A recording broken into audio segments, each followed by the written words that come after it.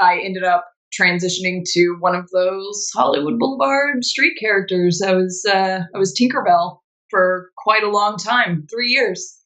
3 years on Wow. Hollywood Boulevard. And I have stories. I was going to say, well, is it stories about people or stories about the other characters? Yes. Yes. Because, yeah, the first time I went there, I didn't really. It had to be like 10 years ago, and like someone like came up. I don't think it was an L. I don't want to name drop the character, but someone came up and then got like very aggressive about money for a picture I didn't really want to take. Yeah. And the person with me took a photo, and I was just like, this is weird. This is such a weird thing.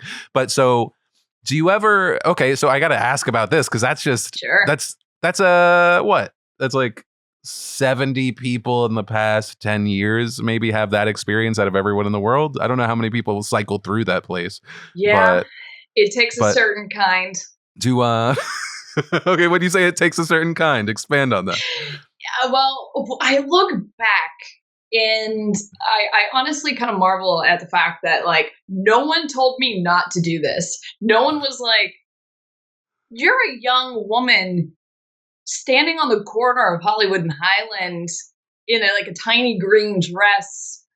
No one was like, maybe this is dangerous. Maybe this is a bad idea. No one said anything. Everyone was like, yeah, go for it. Cool. So I was like, all right.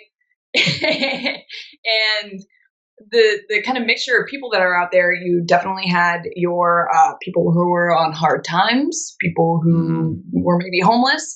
You also had people who were there on their green cards and started running out of money, and you can't get a job if you're here on, just a visa.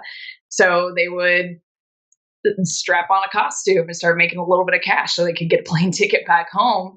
And then you had your kind of third bunch, which was generally the frustrated, out of work creators who needed cash but didn't want to get caught into a circumstance where I didn't move out to Los Angeles to work retail. I didn't move out of Los Angeles to be told, no, you can't take your lunch break to go audition for this thing. I was very, I moved across the country from Kentucky for this. It was crazy. So I wanted to make sure I had that flexibility to still be able to pursue things. And this did offer me that.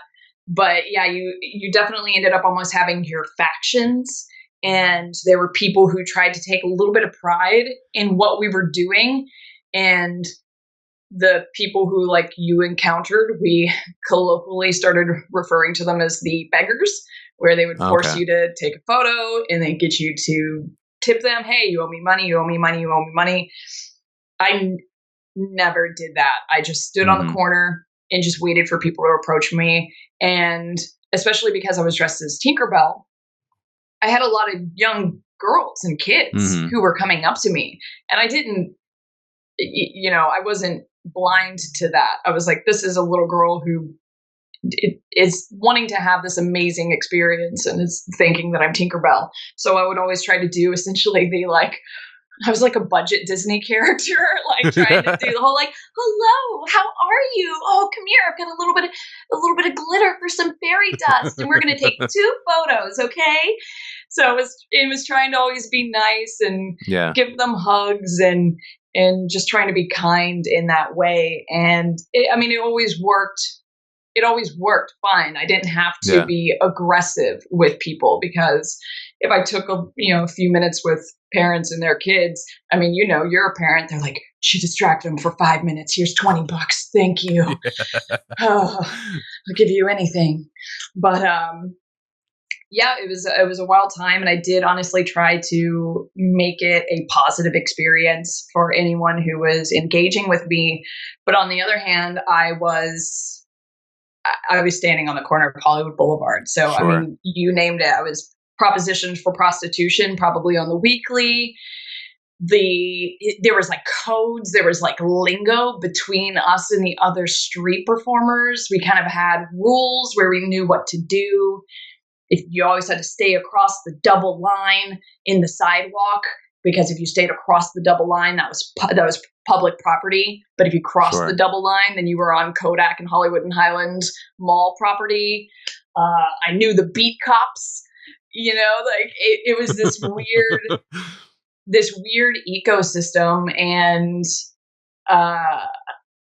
it was wild. It was like, sometimes I look back at that time and it feels like, those time lapse footage shots that they do in like music videos, where it's just like me standing on the boulevard and the world is just zipping by me at 1,000,000 miles an hour. But yeah, I mean, it was a wild time. You could always make more money the later in the evening you got, but that meant you made more money because people were getting drunker and were willing to hand over some cash, but you started dealing with drunk assholes. You could kind of imagine. So kind of on that, I'm going to, let's try and get a taste of each side. What would you say was one of the best experiences you had doing that? Maybe like unexpected, could be celebrity or just something that brought you joy. And what was one of the worst experiences that you would be cool with sharing? I think it gave me a little bit more empathy and understanding for people who were hard on their luck. Because especially you see some of those street characters and you're like, ugh, smelly, gross, Elmos, smelly, gross, blank, smelly, gross, ugh. And were there definitely people out there who were assholes? Absolutely. There were some people out there, though, who, even though they were, struggling and trying to get by and maybe not, maybe they didn't have the best of luck, or maybe they definitely made poor choices to put them there. It didn't mean that they weren't trying to make themselves better and trying to just get a little bit of a leg up, and getting that perspective and making friends with people who are homeless. Making friends with people who I think society looks at as like this scourge of humanity.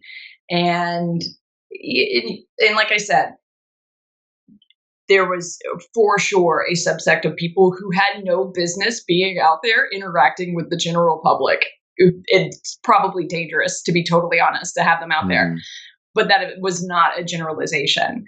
So yeah, just kind of getting to a little bit of a perspective of trying to just keep that in mind when you cross somebody on the street. Like you never know. And just because they're struggling doesn't mean that they're bad people. And it doesn't mean that they're not trying.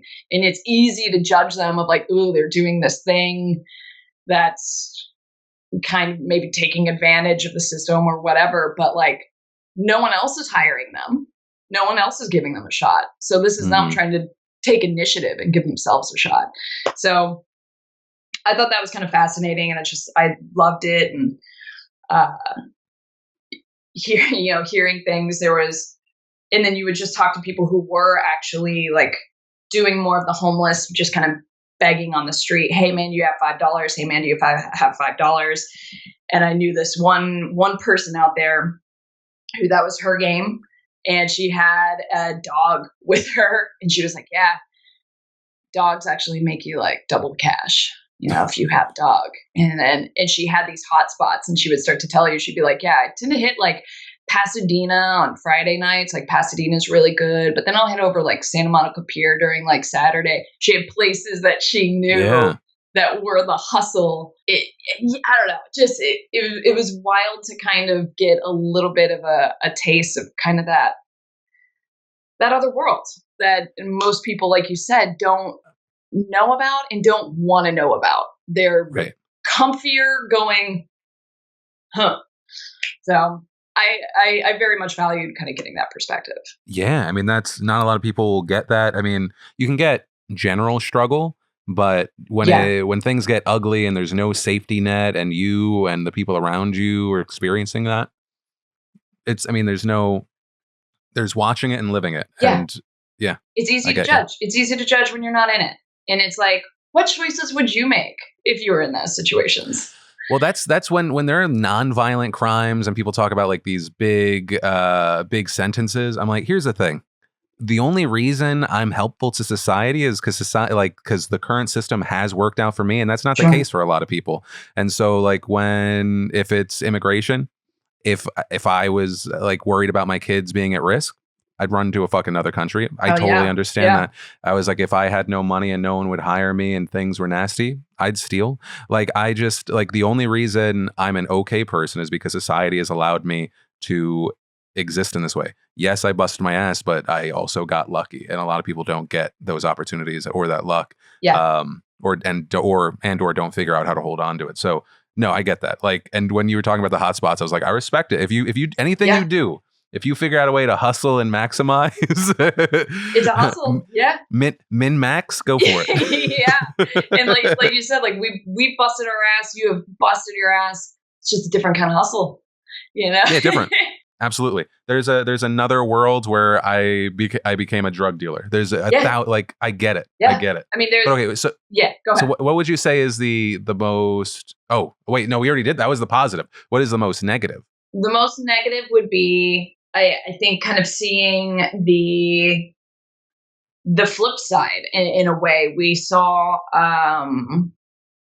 you know, it kind of just what I was just talking about. Like, I got to see this side of society in a more understanding light. Conversely, I saw the way people would treat me when they thought that I was less than because I was in the position that I was, and they felt like they were in a position of power. So, you know, getting the men who thought it was okay to absolutely slap my ass as I was walking by, the men who, you know, like I said, propositioning me, harassing me for prostitution. I'll never forget one person asking me, "How much do you make out here?" And I was like, "I do fine." "Why?" He said, "Well, how much you make in like an hour?" And I'm like, "I do fine." And he was like, "For $100 if you want to come up to my hotel room in the Roosevelt." And I was like, "Yeah, I can make $100 out here as soon as the Tinkerbell movie in the El Capitan across the street lets out and like 50 little girls in Tinkerbell costumes come out. So I'm gonna do that. I'm gonna do that. Thank you." So with stuff like that happening, does it make it hard to? Did you ever go through a thing where you were just like, men are disgusting? Because I imagine if you're being hit with that every fucking day, it's even, you know, even though like we have other people that are around us that are better, I imagine it'd be very easy to start generalizing if your experience daily is like, oh, you have no respect for me because I'm a woman out here. Yeah, it's not even like generalizing against men, but absolutely generalizing against a certain type of man, I would say. Like, Okay. if a man walked up to me in a suit, I was always way more skeptical, to be totally honest. Wow. You know, like, yeah. because like, why are you approaching me? Do you want a picture with me, businessman in a suit? Tinkerbell, really? Why are you approaching me? Yeah, but like, I can't say that it made me disgusted with men or hate Sure. any, like, in a generalizing way, because I was also protected by a lot of good people out there and a lot of good men who I have by my side, who I still to this, I mean, I'm in a male dominated industry on the production side of things, and I love my boys. I love it. And so yeah, I wouldn't say that, but I think I wouldn't blame anyone who would come to that conclusion. I'll say that. Yeah, I mean, I feel like, yeah, no, that's big of you, because yeah, if I reversed it, I was out there, and well, yeah, I mean, it'd be different. Yeah. I was like, there shouldn't be double standards, but there are at times. Yeah. Yeah.